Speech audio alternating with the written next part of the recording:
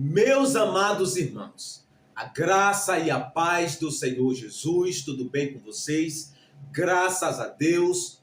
Hoje eu quero compartilhar com vocês uma palavra de suma relevância e de bastante importância que vai edificar a sua fé, mas também vai fortalecer você na palavra e pela palavra de Deus. E para isto eu quero usar um texto aqui do Evangelho de Jesus Cristo, segundo escreveu São Mateus, aqui no capítulo de número 12. Nós vamos ler a partir do versículo de número 22 ao versículo de número 32. Eu quero fazer um corte para usar esta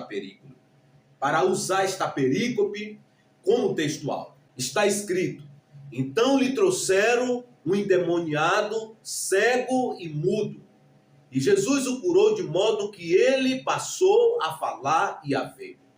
E espantada toda a multidão dizia: será este o filho de Davi? Mas os fariseus, ouvindo isso, disseram: este homem expulsa os demônios somente por meio de Beelzebu, o chefe dos demônios. Mas Jesus, conhecendo-lhes os pensamentos, disse-lhes: todo reino dividido contra si mesmo será destruído, e toda cidade ou casa dividida contra si mesma não subsistirá. Se Satanás expulsa Satanás, está dividido contra si mesmo. Como o seu reino sobreviverá? E se expulsa os demônios por meio de Beelzebu, por quem os vossos seguidores os expulsam? Por isso eles mesmos serão vossos juízes. Mas se é pelo Espírito de Deus que expulsa os demônios, então o reino de Deus chegou a vós. Como pode alguém entrar na casa do valente e roubar-lhes os bens, sem que primeiro o amarre? Só depois lhe saqueará a casa. Quem não está comigo, está contra mim. E quem comigo não ajunta, espalha. Portanto, vos digo, todo tipo de pecado e blasfêmia será perdoada aos homens, mas a blasfêmia contra o Espírito não será perdoada. Se alguém disser alguma palavra contra o Filho do Homem, isso lhe será perdoado. Mas se alguém falar contra o Espírito Santo, não lhe será perdoado, nem neste mundo e nem no vindouro. Amém? Oremos. Senhor, meu Deus e meu Pai, louvado e engrandecido seja o teu nome. Ó Pai, obrigado pela tua graça, por teu amor, por tua fidelidade. O Senhor é santo, o Senhor é maravilhoso, Deus forte, Pai da eternidade, príncipe da paz. O Senhor é digno de receber toda adoração e todo louvor. A ti tributamos, Senhor, o nosso coração, a nossa vida, nos prostramos e jogamos nossas coroas diante de ti, decretando e declarando com os nossos lábios que o Senhor é o Deus transcendente, o Deus imanente, aquele que era e que é e que há de vir em glória. E nós te bendizemos e exaltamos e proclamamos a tua majestade, porque tu, só tu, és santo e maravilhoso e conselheiro, aleluia, louvado, engrandecido seja o teu nome, Senhor. Ó Pai, obrigado por teu favor e graça, que o teu Espírito Santo traga luz à revelação e que esta palavra saia e cumpra com êxito o propósito pela qual ela está sendo enviada, para o louvor da tua glória em Cristo Jesus, o Senhor da glória. Amém. Glória a Deus. Meus amados irmãos, nós estamos aqui diante de um texto, diante de um evangelho que tem a sua particularidade. Por exemplo, o Evangelho de São Mateus, no prólogo, ele traz a narrativa da genealogia de Cristo, que ele registra desde Moisés até Davi. E no capítulo 1 ainda, ele registra o nascimento de Jesus. Jesus nasceu de forma sobrenatural pelo poder de Deus, gerado no ventre de Maria. O nascimento de Cristo não foi através da relação entre o homem e a mulher. Pelo contrário, se deu pelo poder de Deus. Então, no capítulo 2, nós vemos o registro dos magos que foi ao encontro de Cristo Jesus. Nós vemos também a tentativa de Herodes de matar o menino Jesus e a fuga de José para o Egito, No capítulo 3, nós vemos o registro do ministério de João Batista, que tinha por base o batismo de arrependimento. E no capítulo de número 3 ainda, o registro do batismo de Jesus para se identificar conosco. Não é que Jesus pecou, mas ele foi batizado para se identificar conosco no seu batismo. E a Bíblia diz que após o batismo de Cristo, quando ele orava, a palavra de Deus traz a narrativa que o Espírito Santo desceu em forma corpórea sobre ele. E uma voz do céu foi-lhe dirigida: eis aí o meu filho amado, em quem tenho prazer.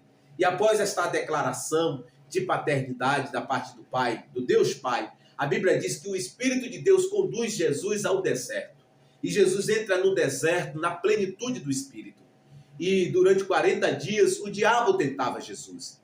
E a palavra de Deus diz que ao final dos 40 dias, o diabo se aproxima e tenta Cristo em 3 áreas: concupiscência da carne, a concupiscência dos olhos e a soberba da vida.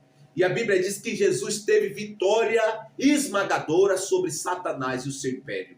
E a Bíblia diz que os anjos servem a Jesus e Jesus volta do deserto no poder do Espírito Santo. E no capítulo 5 nós vemos claramente o Sermão da Montanha, que vai desde o capítulo 5 ao capítulo 7 do Evangelho de São Mateus. E a palavra do Eterno no capítulo 8 traz ali a narrativa do ministério de Cristo em operação, prodígios e milagres foi o feito e operado por Jesus pelo poder do Espírito Santo de Deus. E quando nós chegamos aqui no capítulo 12, há 2 registros de 2 idas de Cristo à sinagoga em 2 sábados. E a Bíblia diz que no segundo sábado registrado aqui, Jesus ele cura um homem cuja mão era atrofiada. E o chefe da sinagoga ficou indignado. E os fariseus que estavam ali ficaram indignados, ficaram ensandecidos por causa do que Jesus fez, porque eles não entendiam que o verdadeiro intérprete da lei estava ali diante dele, e é Jesus Cristo, o Senhor da glória. E a palavra de Deus diz que eles conspiravam contra Jesus. E Jesus saiu dali, muitos seguiram a Jesus. E quando nós chegamos aqui propriamente no versículo 22, o texto áureo que acabamos de ler, vemos claramente que lhe trouxeram um menino que tinha um demônio que causava nele mudez, mas também cegueira. E a palavra de Deus traz a narrativa no Evangelho de Marcos, no capítulo 3. A Bíblia diz que Jesus estava em uma casa e uma grande multidão se aglomerou diante dele. E a Bíblia diz que quando a família de Jesus ficou sabendo, a palavra de Deus diz que eles disseram: vamos até ele porque ele está fora de si. Em outras palavras, a família de Jesus está dizendo: ele está louco. Vamos até ele porque nós precisamos colocar um freio nele. Porém, a palavra de Deus traz a narrativa que quando Jesus está na casa, as multidões estão diante dele. A Bíblia diz que lhe trouxeram este menino, que tinha este demônio, que deixava ele cego e mudo. A Bíblia diz que quando Jesus impõe as mãos, cura este jovem, a Bíblia diz que as multidões começaram a perguntar, dizendo: será este o filho de Davi? Ou seja, será este o Messias? Será este aquele que Moisés falou? Que Deus levantaria um profeta semelhante a Moisés do meio da congregação de Israel? E aconteceria que todo aquele que não cresce, que não ouvisse e não aceitasse suas palavras, seria rejeitado, excluído da congregação de Israel? Será aquele que Isaías escreveu que a virgem engravidaria e daria à luz um filho, o qual seria chamado Emanuel, que significa Deus conosco? Será aquele que é transcendente, é imanente? Será aquele que era e que é e que há de vir glória? E a Bíblia diz que quando as multidões se questionavam, quando o Espírito Santo estava ministrando ao coração deles, mostrando, abrindo entendimento para compreender que aquele que estava ali não era o homem comum, mas era o Filho de Deus, mas era aquele que havia sido prometido por Deus mediante aos profetas. A Bíblia diz que os fariseus, os escribas, com inveja e ciúmes, eles começaram a contradizer aquilo que a multidão estava dizendo. Se não, vejamos. Mas os fariseus, ouvindo isso, disseram: este homem expulsa os demônios somente por meio de Beelzebul, o chefe dos demônios. Então eles começam a contradizer, porque eles não entendiam, eles não compreendiam que aquele que estava ali operando era o Messias. E por que eles rejeitaram? Porque não cabia dentro da bolha deles. Não cabia naquilo que eles haviam decorado, naquilo que eles haviam pintado, o quadro que eles haviam pintado. Jesus não se enquadrava ao que eles esperavam. Por isto eles rejeitaram. Por isto eles não queriam aceitar que aquele que estava ali era o Messias. E a Bíblia diz que quando Jesus ouve as palavras dele, porque nos demais evangelhos sinóticos traz a palavra que quando eles estavam falando essas coisas, Jesus conhecendo-lhes os pensamentos dele, Jesus começou a falar por meio de parábola. Se não, vejamos. Mas Jesus, conhecendo-lhes os pensamentos, disse-lhes: todo reino dividido contra si mesmo será destruído, e toda cidade ou casa dividida contra si mesma não subsistirá. Se Satanás expulsa Satanás, está dividido contra si mesmo. Como o seu reino vai sobreviver? Não vai sobreviver, vai ruir. Ou seja, Jesus está mostrando para aqueles homens que o que estava acontecendo ali não era poder de Satanás, mas era o poder de Deus emanando na vida do seu filho. Mas era Deus testificando que aquele que estava ali não era um qualquer, que aquele que estava ali não era um homem comum, aquele que estava ali era o Messias, era o Filho de Deus, que veio ao mundo, que se fez carne, que habitou entre nós, pleno de graça e de verdade. Então, por meio deste feito, desta obra, deste sobrenatural, desta cura, desta libertação, há uma mensagem sendo declarada, sendo mostrada, sendo proclamada, que aquele que estava ali não era um qualquer, mas este que estava aqui operando na vida deste jovem, desta criança, era o Messias, era o Filho de Deus, aquele que despiu da sua glória, aquele que abriu mão da sua glória e se fez carne, que habitou entre nós, pleno de graça e de verdade, e vimos sua glória como a glória do unigênito do Pai. Aleluia. Então estes homens não queriam aceitar este axioma, esta verdade.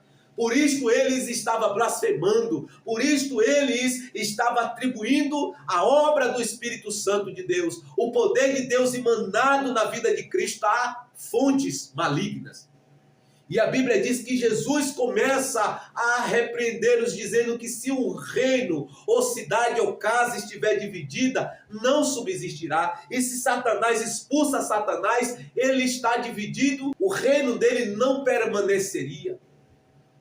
Então Jesus começa a dizer para ele: se Satanás expulsa Satanás, está dividido contra si mesmo. Como o seu reino vai sobreviver? E se expulsa os demônios por meio de Beelzebul, por quem os vossos seguidores os expulsam? Ou seja, havia seguidores dos escribas e fariseus expulsando demônios em nome de Jesus. Nos demais evangelhos, nós vemos o registro que Tiago e João impediu 2 homens que estavam expulsando demônio em nome de Jesus. E estes homens eram discípulos dos fariseus, que estavam usando a autoridade em nome de Jesus e fazendo a obra de Deus, em nome de Cristo. E Jesus disse para eles que estes mesmos seriam juízes sobre os fariseus e sobre os escribas, porque os discípulos deles estavam crendo que Jesus era o Messias, mas eles, instruídos da lei, conhecedores da lei, interlocutores da lei, não queriam aceitar que a realidade da lei era Cristo Jesus. E a palavra de Deus diz que Jesus se levanta e repreende a eles, dizendo: se expulsa os demônios por meio de Beelzebul, por quem os vossos seguidores expulsam, por isto eles mesmos serão os vossos juízes. Mas se é pelo Espírito de Deus que expulsa os demônios, então o reino de Deus chegou. O reino de Deus está entre vós. Como pode alguém entrar na casa do valente, roubar-lhe os bens, sem que primeiro o amarre, só depois lhe saqueará a casa? Então, Jesus enfatiza claramente que não há junção de coinonia, de comunhão entre o reino de Deus, entre ele e entre o reino das trevas, entre Satanás. Porque Jesus enfatiza, claro, que não era pelo poder do diabo, mas era pelo poder do Espírito de Deus, mas era pelo Espírito de Deus que ele estava fazendo esta obra. Não era pelo poder do diabo. E esta manifestação do poder de Deus testificava e manifestava que o reino de Deus que havia sido prometido nas escrituras veterotestamentárias estava ali, presente, manifesto, não em um local físico, mas no poder de Deus sendo manifestado, exercendo autoridade sobre o império das trevas. Amém? E Jesus continua dizendo: quem não está comigo está contra mim, e quem comigo não ajunta, espalha. Então Jesus está dizendo que não há comunhão entre o reino das trevas com o reino da luz. Não há coinonia entre Cristo com aqueles que se opõem à obra de Deus, como no caso dos fariseus. E Jesus trata aqui faticamente, explicitamente, o pecado da blasfêmia, no nível contra ele, mas também no nível contra o Espírito de Deus. Porque ele diz: portanto vos digo, todo tipo de pecado e blasfêmia será perdoado aos homens, mas a blasfêmia contra o Espírito não lhe será perdoada. Se alguém disser alguma palavra contra o Filho do Homem, isso lhe será perdoado. Mas se alguém falar contra o Espírito Santo, não lhe será perdoado, nem neste mundo e nem no vindouro. Então Jesus repreende esses homens. Jesus deixa claro que se alguém pecar contra ele, será perdoado, porque o Espírito Santo que convence o homem do pecado, da justiça e do juízo, vai trabalhar no coração daquele que está pecando contra Jesus, para que ele se arrependa, para que ele volte o seu coração para a verdade, para a realidade que é Cristo Jesus. Mas se alguém peca contra o Espírito Santo, não haverá quem o conduza ao arrependimento, porque esse ministério de conduzir o homem ao arrependimento é do Espírito Santo de Deus. Então Jesus diz: quem peca contra o Espírito Santo, não lhe será perdoado o pecado da blasfêmia contra o Espírito Santo. E a palavra de Deus diz que Jesus deixa fático: não será perdoado nem neste mundo e nem no porvir. Então está aqui a explicação do texto. Eu quero destacar algumas lições desse texto para nortear a nossa vida. A primeira lição desse texto que Jesus enfatiza é a unidade, o princípio da unidade. Porque Jesus diz aqui, se não vejamos, mas Jesus, conhecendo-lhes os pensamentos, disse-lhes: todo reino dividido contra si mesmo será destruído, e toda cidade ou casa dividida contra si mesma não subsistirá. Então, se nós queremos lograr êxito da nossa missão que o Pai nos otorgou, nós precisamos ter unidade. A unidade vai nos impulsionar para o propósito de forma ampla e plena. Quando nós andamos neste lugar de unidade, nós estamos dentro do escopo da vontade de Deus. Quando nós nos reportamos para o Evangelho de Lucas, capítulo 10, e aqui Mateus 10, a palavra do Eterno traz a narrativa que Jesus, quando envia os seus discípulos, a Bíblia diz que ele enviou de 2 em 2. Ele não enviou de 1 em 1, ele enviou em 2 em 2. E o número 2 na Bíblia fala, na tipologia, de unidade. Porque Jesus sabia e sabe da importância da unidade. Ele mesmo, ao falar do Pai, do seu relacionamento com o Pai, ele diz: eu e o Pai somos um em unidade. Então, nós precisamos ter este posicionamento de andar em unidade, porque quando o povo de Deus está em unidade, o mundo reconhece que o Pai enviou o seu Filho. Porque o mundo olha para a nossa vida e vê a manifestação do Filho de Deus. E nós, e através de nós. Então a unidade é um princípio fundamental no reino de Deus e precisa ser enfatizado, precisa ser vivido não somente da parte teórica, mas em uma vida de praticidade. A unidade vai nos impulsionar para o propósito, porque a Bíblia traz este conceito de forma ampla e plena. E nós precisamos andar em unidade. Se não tiver unidade, a semelhança deste reino, desta cidade, desta casa que rui, que Jesus disse: se um reino, ou uma cidade ou casa não tiver unidade, eles vão cair em ruína. Da mesma forma, se nós, como igreja do Senhor, como povo de Deus, não andar em unidade, não andar na unidade de espírito, de propósito, em amor, nós não vamos cumprir a missão, nós não vamos lograr êxito, nós não vamos ter sucesso na nossa missão, mas pelo contrário, nós vamos ruir. Nós vamos ficar em um lugar como um povo que saiu do Egito por causa da murmuração, ficou 40 anos no deserto. Então nós vamos ficar rodando em ciclo e não vamos cumprir a nossa missão. Então, para cumprir a missão, nós precisamos estar unidos em espírito, em propósito e em amor.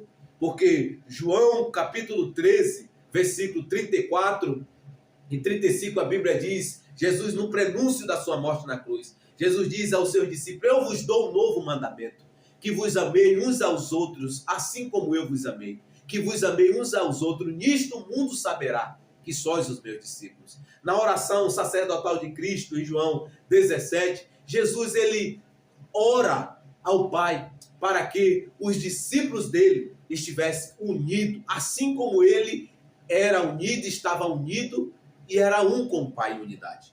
Então nós precisamos e devemos viver neste lugar da unidade. Então, como igreja do Senhor, como povo de Deus, nós precisamos andar em unidade.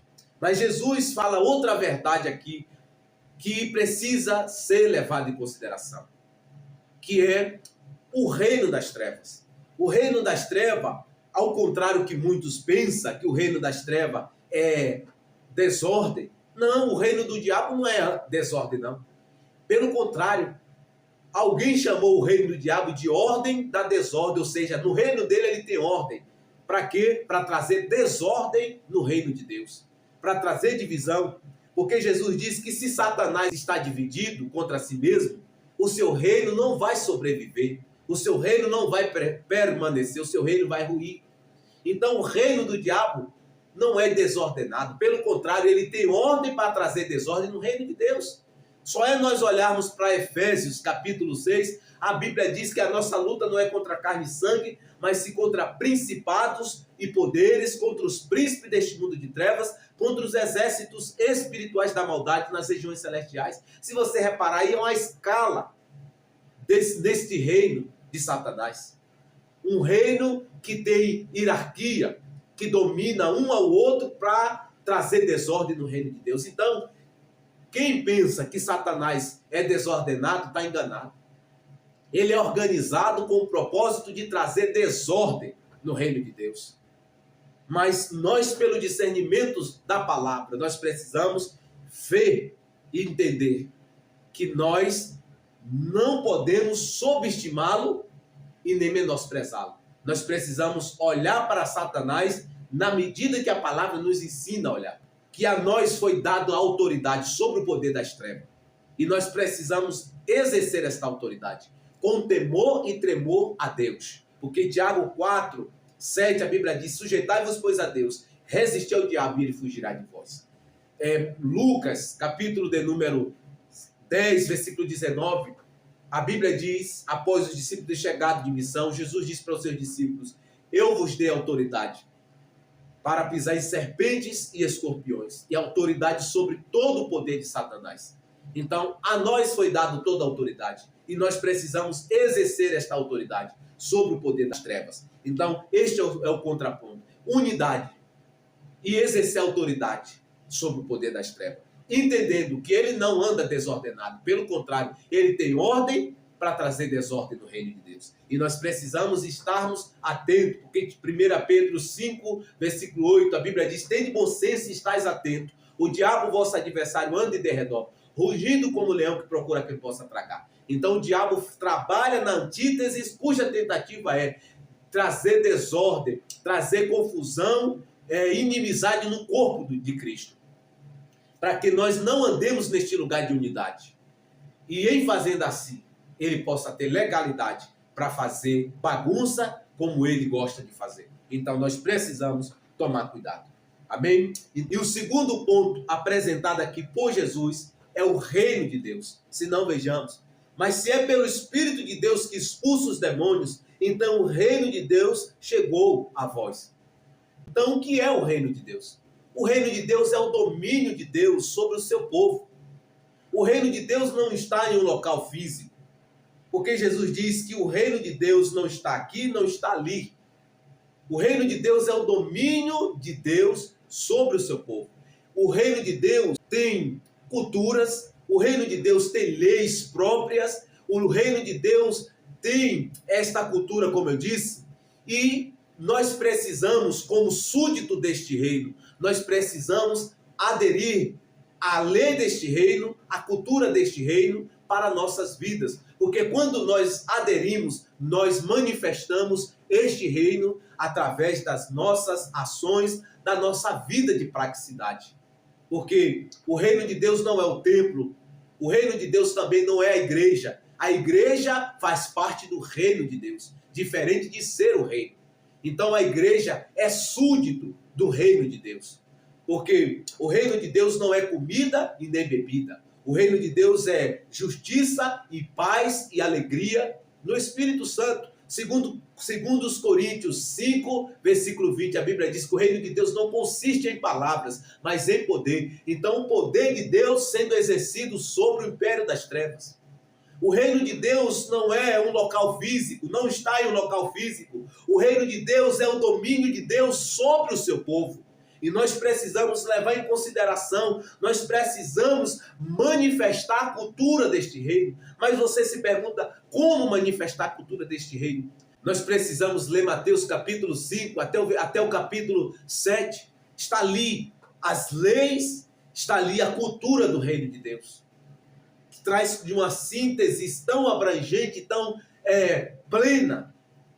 E quando nós aplicamos, nós estamos vivendo o reino de Deus. Então, nós não vamos viver o reino de Deus na sua plenitude simplesmente quando chegar na eternidade. Nós podemos e devemos viver o reino de Deus hoje, no presente século. Lá no porvir, nós vamos chegar neste lugar de plenitude. Mas no presente século, nós já podemos viver o reino de Deus. Porque Jesus disse que o reino de Deus já está entre nós. O reino de Deus já está entre nós. E nós precisamos viver o reino de Deus. E para viver o reino de Deus, nós precisamos aderir à lei deste reino, à cultura deste reino em nossas vidas. Porque nós somos súditos deste reino, do reino de Deus. Amém? Glória a Deus. E o terceiro ponto apresentado por Jesus: quem não está comigo, está contra mim. E quem comigo não ajunta, espalha. Então, quando alguém se opõe aos propósitos de Deus, à palavra de Deus, aquilo que é a palavra de Deus, esta pessoa não pode se juntar a Cristo. Ela só pode estar junto de Cristo, em aliança com Cristo, se ela aceitar todo este combo do reino de Deus, a lei deste reino, a cultura deste reino, e se submeter ao domínio deste reino em sua vida. Está debaixo do domínio deste reino. Então nós precisamos e devemos estar neste lugar. Porque não podemos e nem devemos rejeitar. Porque Cristo diz, quem comigo não ajunta, espalha. E quem não está comigo está contra mim. Quem se opõe a Jesus, quem se opõe à palavra de Deus, está contra ele. Quem se opõe à obra de Deus está contra Cristo. Então, cuidado, para que você não esteja se opondo à obra do Senhor. Para que você não se oponha àquele que Deus levantou. E seja uma pedra de tropeço e você venha pagar um preço caro. Porque quem se opõe aos planos de Deus, aos propósitos de Deus, pagará um preço altíssimo. E nós precisamos tomar cuidado. Amém? O quarto ponto apresentado por Cristo, a blasfêmia contra o Espírito Santo. A blasfêmia contra o Filho do Homem vai ser perdoada se houver arrependimento. Porque quando alguém peca contra Jesus, o Espírito Santo convence ele do pecado, da justiça e do juízo. Mas quando alguém se opõe ao Espírito Santo de Deus, quem vai convencê-lo? Quem é que vai fazer a obra de convencer o homem do pecado, da justiça e do juízo? Há um debate dentro do âmbito teológico sobre o que é a blasfêmia contra o Espírito Santo. E a blasfêmia contra o Espírito Santo está intrinsecamente ligada ao que os fariseus estavam fazendo aqui. Porque estes homens eram conhecedores da lei. interlocutores, transmissores da lei. Eles conheciam o que Jesus estava fazendo, porque a Bíblia a lei já havia profetizado, já havia registrado que na plenitude dos tempos ele viria e manifestaria o seu poder, operando estas maravilhas que eles estavam aqui presenciando. Porém, mesmo tendo conhecimento, porque Jesus não cabia dentro da bolha deles, dentro do que eles achavam que deveria ser, eles rejeitaram o Filho de Deus, rejeitaram a obra de Deus que era feita pelo poder do Espírito de Deus. E isto é a blasfêmia. É a blasfêmia contra o Espírito Santo, quando nós temos conhecimento da obra de Deus, do Espírito de Deus, e nós nos opomos, nós rejeitamos e nós atribuímos até a demônio. Porque aqui é um fundamento do que é a blasfêmia do Espírito Santo. Mas se abrange esse assunto, há um corpo do que é a blasfêmia.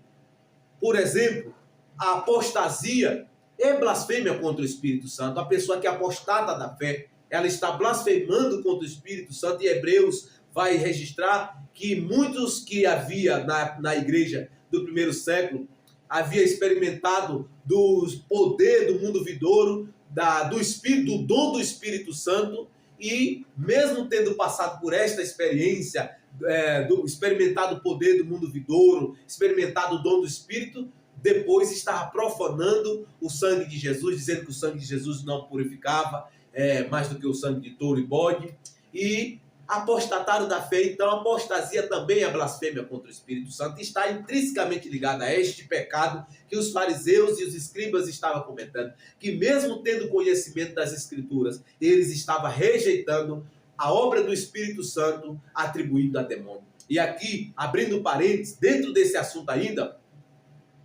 quando eu e você olhamos para a manifestação do Espírito Santo de Deus e atribuímos a demônio, isto é blasfêmia contra o Espírito Santo. É pecado. E você e eu, quando agimos assim, nós estamos blasfemando. Da mesma forma, quando nós olhamos para a manifestação de demônios e nós atribuímos ao Espírito Santo, é blasfêmia da mesma forma. Então você me pergunta, ou você se pergunta, então como eu posso saber o que é o Espírito e o que é obra da carne e o que é a obra demoníaca?